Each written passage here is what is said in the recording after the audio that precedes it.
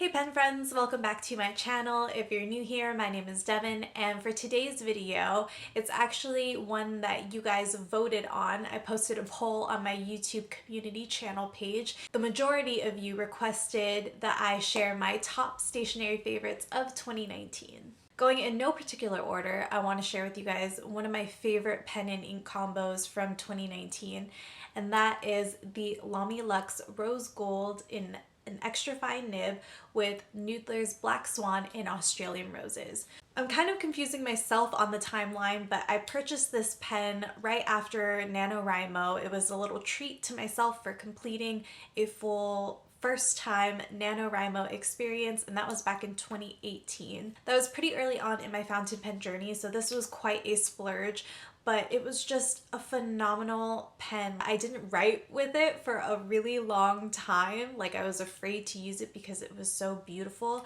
It's got this premium aluminum style body. If you're familiar with the Lamy Lux and Safari and All-Star, this is sort of like the top tier of this style. I really enjoy the extra fine nib on here. It's not too stingy with the ink. It lets out just enough onto the paper when I'm writing with it. The Lamy Lux is a cartridge converter pen, so I did end up buying the converter to go with it, but I honestly don't mind fleshing out the cartridge and refilling it that way. Once I put Noodler's Black Swan and Australian Roses in here, it was pretty much game over. I felt like it just matched so perfectly. It was the first pen and ink combo that really took my breath away. Is that being dramatic? I don't know. But let me just tell you that it was quite the experience, and it continues to be every time I pick up this pen. I'm pretty set that I won't refill this pen with anything else because I feel like it's just that good. And the Noodler's Black Swan in Australian Roses was a sample that I picked up from Goulet Pens. I'm finally like using the last little bit in here. I was kind of saving it, trying not to use it like too quickly because I loved it so much, but I think that just means that I need to go ahead and buy the full bottle of it because it's such a beautiful ink. It's got wonderful shading properties and is pretty well behaved, so it definitely makes the cut for my top stationery favorites of 2019. Another fantastic pen and ink combo for me this past year was my TWSBI Eco Pastel Pink with the Troublemaker Inks Milky Ocean. Let's go ahead and talk about the TWSBI first. So this was a limited edition color that also came out with a pastel blue. I did purchase both, but when I opened the package, I was just taken by the pink more so than I was the blue and ended up returning the blue. I'm quite proud of myself for discerning what truly sparked joy for me. I think Marie Kondo would be proud of me too.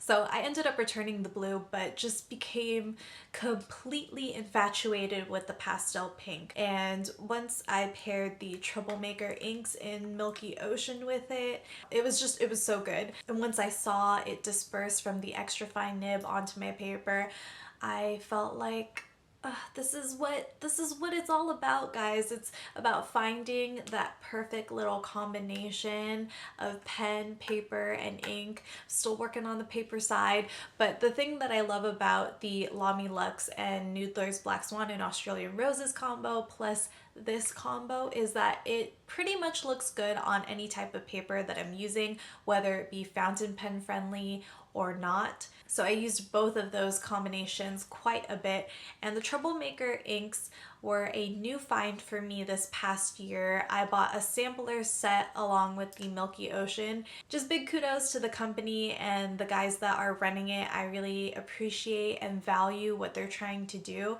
So if you haven't checked them out, I highly recommend that you do. This next favorite is another fountain pen, and I promise it's the last one for this video, but I could not do this video without sharing the Miniso Clear Demonstrator Fountain Pen. This was a pen that I picked up in the Philippines when I went with my family back in the summer, and so for that reason, because it was a souvenir and there's some nostalgia attached to it, it's of course a favorite. But I'm so happy that I got this because it was super affordable and it's a reliable daily writer. Whenever I need to write like a quick note or do some journaling, this pen is one of the ones that I reach for the most. It is in an extra fine nib, but I found that it's more of a fine slash medium nib. It did come with 2 ink cartridges, I believe. I am unsure because I just keep refilling this one with black ink. It's so good. Like, if you can find this in your Miniso store, I definitely recommend trying it out. It's pretty much a spot-on replica of the Lamy Vista, so if you enjoy this particular Lamy style, I would recommend giving this one a shot. My next favorite from 2019 is this Zebra Fude Sign brush pen. I am not sure on the name, but if I can find it, I will link it off in the description box below, along with all the other things that I'm talking about today. I found this pen on one of my trips to Daiso 2 years ago, and it was one that I sort of had a love-hate relationship with at first, because I think at the time I really wanted to hand letter, but I couldn't quite get a handle on how to get the thin upstrokes and the thick downstrokes. But now that I've had some time to really get to know this pen and work a little bit more on my hand lettering, it's been much more pleasant to use. And I think in 2019 we really clicked. There was also a thinner brush tip as well as a thicker brush tip that also comes in this line, but this middle guy, it's like Goldilocks and the Three Bears. The other one was too thick, the other one's too thin, but this one is just right. For me, this was the perfect porridge, the perfect bed, and now I'm wondering if I remember Goldilocks and the Three Bears correctly. If you happen to find this in your local Daiso, pick it up. I haven't seen it in mine recently, and I haven't run out yet, but I'm a little nervous that I will because I've been using it so much.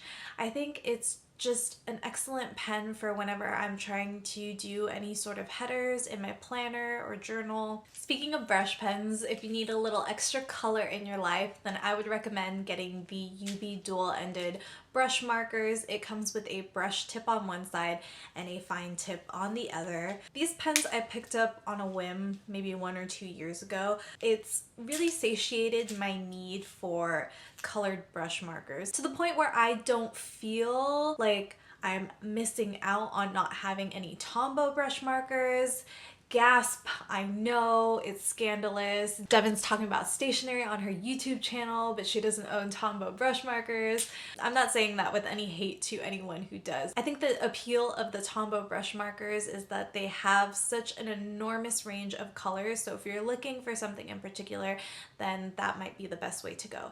But if you just need a couple of fun colors to start out with, then I feel like these are affordable and easily accessible. And I also think that there's a huge plus to not being overwhelmed with a lot of color choices. When I first purchased these pens, I thought I would only be using the brush side, but I do find myself using the fine liner side a lot as well. And I really enjoy using these in my planner. I use them to set up my Clever Fox planner. You know when you use your stationery and you're like, wow, it feels good and it looks good and it's just all good. That was the feeling I got with these, and I continue to get that same feeling every time I use them. This next favorite is not a pen, it's not a marker, but it could hold them. Maybe not the UB ones because those are so long. It is the Gallon or Galen Leather 10 pen case.